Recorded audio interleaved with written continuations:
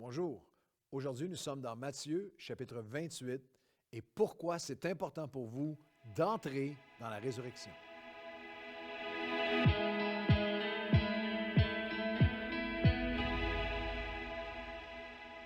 Nous arrivons au chapitre 28 de l'Évangile de Matthieu, la fin du premier livre du Nouveau Testament. Nous étudions le plus grand événement de l'histoire du monde, unique, sans précédent, jamais répété, la résurrection de Jésus. Il est victorieux, il a tout accompli, il a accompli ce qu'il avait si clairement annoncé. Les derniers versets du chapitre 27, en effet, nous lisons que le lendemain, après la crucifixion, lorsque son corps était mis au sépulcre, le lendemain qui était le jour après la préparation, les principaux sacrificateurs et les pharisiens allèrent ensemble auprès de Pilate et lui dire, « Nous nous souvenons que cet imposteur a dit, quand il vivait encore, « Après 3 jours, je ressusciterai. » Ordonne donc que le sépulcre soit gardé au 3e jour, afin que ses disciples ne viennent pas dérober le corps et dire au peuple, « Il est ressuscité des morts. » Cette dernière imposture serait pire que la première.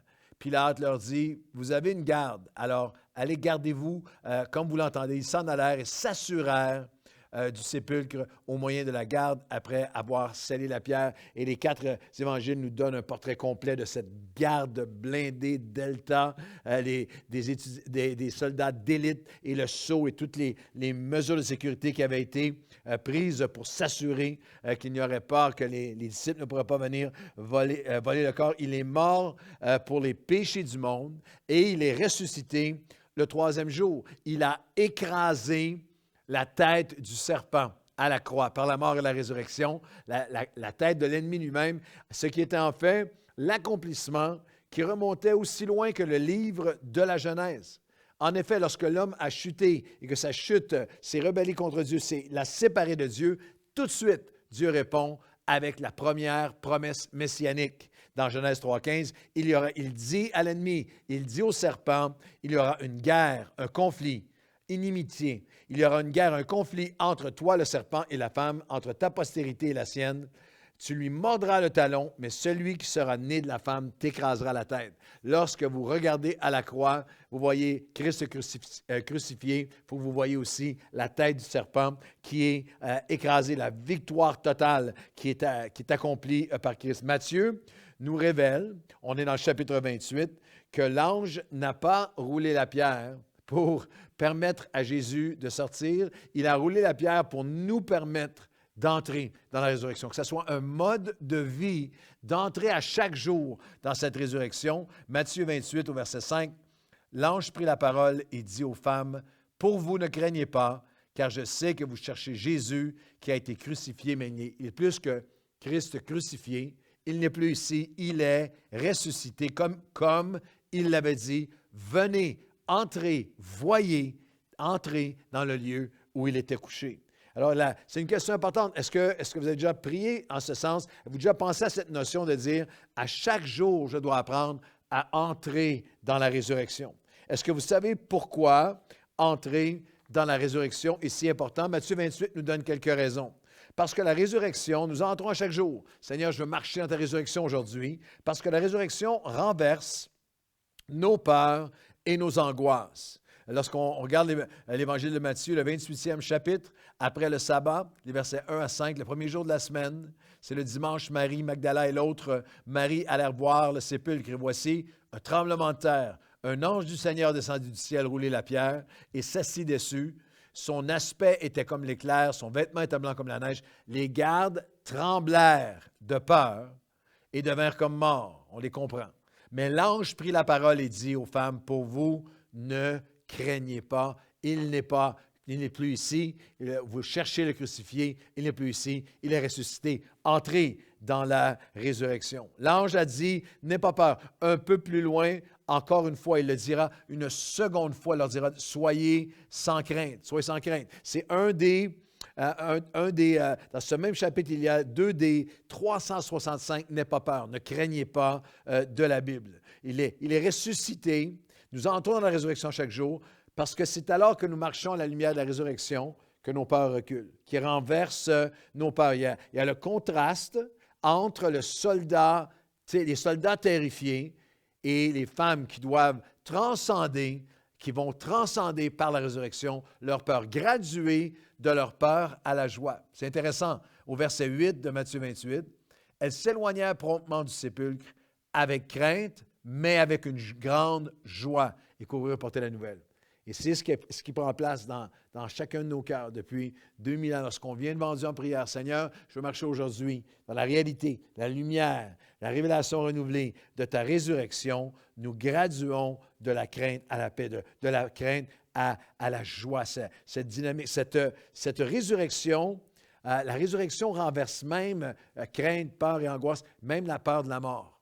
C'est quelque chose qui est magnifique pour moi comme pasteur d'avoir côtoyé tellement de gens, littéralement, les accompagner dans leur dernier souffle et de voir à quel point le Christ ressuscité qui habite dans les cœurs calme, apaise complètement.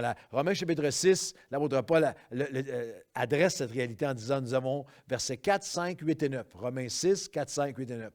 Nous avons donc été ensevelis avec lui par le baptême en sa mort, afin que comme Christ est ressuscité des morts par la gloire du Père, de même nous aussi, nous marchons en nouveauté de vie. En effet, si nous sommes devenus une même plante, à la même sève de la résurrection qui coule en nous, avec lui par la conformité à sa mort, nous le serons aussi par la conformité à sa résurrection. Et si nous sommes morts avec Christ, nous croyons que nous vivrons aussi avec lui, sachant que Christ ressuscité des morts ne meurt plus. La mort n'a plus aucun pouvoir sur lui. La mort n'a plus aucun pouvoir sur nous.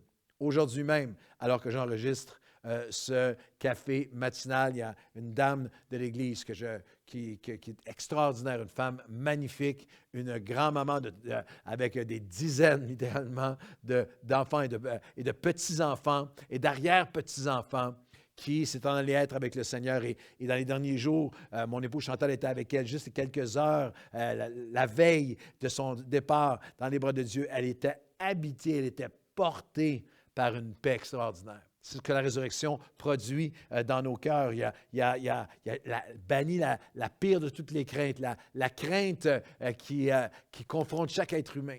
Je me souviens d'avoir été quelques heures à peine avant qu'elle nous quitte pour aller être avec le Seigneur auprès d'une femme de Dieu. Et alors que j'étais avec elle, je connaissais sa vie. J'étais avec elle comme un petit garçon à côté d'elle.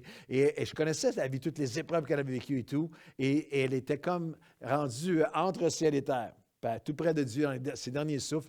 Et elle répétait sans cesse, « It was all joy ». C'était seulement, tout a été comme une joie, tout a été une joie. Ils étaient avec crainte, mais aussi avec une joie. Pourquoi entrer dans la résurrection à chaque jour? Parce que la résurrection renverse nos peurs et nos angoisses. Et aussi, parce que la deuxième pensée qui est trouvée dans Matthieu 28, parce que la résurrection nous rappelle qu'il nous précède, qu'il marche toujours avant nous. Dans le même chapitre, au verset 7, allez promptement dire, entrez dans la résurrection, et allez dire à ses disciples qu'il est ressuscité des morts, verset 7, et voici, il vous précède en Galilée. C'est là que vous le verrez. Voici, je vous l'ai dit. Et Jésus reprend la même pensée au verset 10. Lui aussi dit alors, il leur dit, n'ayez pas peur, calme les pires peurs et angoisses, mais allez, le Christ ressuscité dit, allez dire à mes frères de se rendre en Galilée, c'est là qu'ils me verront. La résurrection, entrer dans la résurrection à chaque jour est essentiel parce que la résurrection nous rappelle qu'il nous précède et marche devant nous. Du début à la fin du livre de l'Apocalypse, dès le premier chapitre jusqu'à la fin du livre des temps de la fin, Jésus dira, je suis l'alpha, Apocalypse 1, 8 et 22, 13. Je suis l'alpha, l'oméga, le commencement, la fin, celui qui était et qui vient, le Tout-Puissant, l'alpha et l'oméga, le premier et le dernier, le commencement, la fin. Entrer dans la résurrection, pour moi, c'est cette assurance qu'à chaque jour, je peux venir devant Dieu et dire, Seigneur, quel que soit ce que cette journée, ce mois, cette année, même au début de cette pandémie, alors que tout était si sombre, Seigneur, tu marches déjà devant nous. Tu nous précèdes déjà. Lorsque j'ai commencé à faire des voyages avec des heures de décalage prononcées, j'ai vécu ces moments assez amusants avec mes enfants lorsqu'ils étaient plus jeunes.